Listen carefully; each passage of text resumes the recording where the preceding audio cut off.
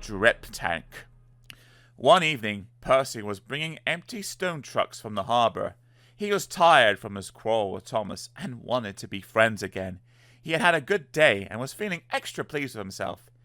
He was so busy thinking about how he would tell Thomas and Toby about his expert handling of the trucks that he forgot to keep a good lookout. Too late, he saw a broken branch hanging over the line straight in front of him. "Ow!" he groaned. He tried to stop, but his brakes wouldn't hold him. "Ouch!" he exclaimed a moment later. The branch hit his smoke box, broke away, and crashed to the ground. Percy was more startled than hurt, but his front was still sore when he reached the shed. "It's your own fault," said Thomas unsympathetically. "You should keep a better lookout. I've no patience with you." "Pooh!" retorted Percy huffily. He forgot his good resolution and talked to Toby for the rest of the evening. Percy didn't speak to Thomas the next day either. "I say, Toby," he said in the shed that evening, "what's a drip? Do you know?" Toby pondered.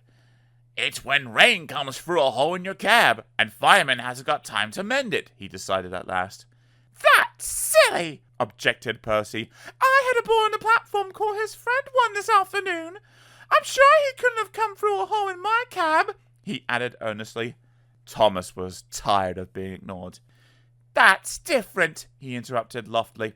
"The boy just thought his friend was being a coward, or silly, or a spoil-sport." Percy thought about this. "So he suggested reflectively, if you stopped me from doing something nice, would you be a drip, Thomas?" "You're the drip," answered Thomas crossly. "Now go to sleep like a sensible engine and stop talking nonsense." Percy was offended. Instead of going to sleep, he became even more determined to pay Thomas out. Next day, Henry's train was late at the junction. When Thomas set out along the valley, he was trying to make up for lost time. Suddenly there was a loud bang, and something hard hit the bottom of his left-hand water tank. "Ouch!" exclaimed Thomas, and stopped. As he did so, he felt water splashing cold against his wheels. "One of your side rods is broken," said his driver. "It's swung up and punctured your tank. We'll have to get help." At Farquhar, Percy was shunting. The station master came up.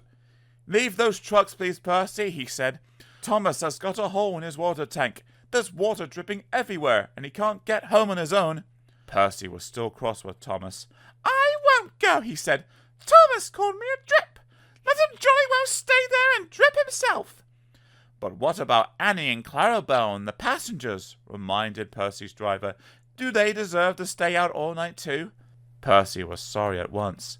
"I forgot them," he said. "We must rescue them in case they turn into drips too."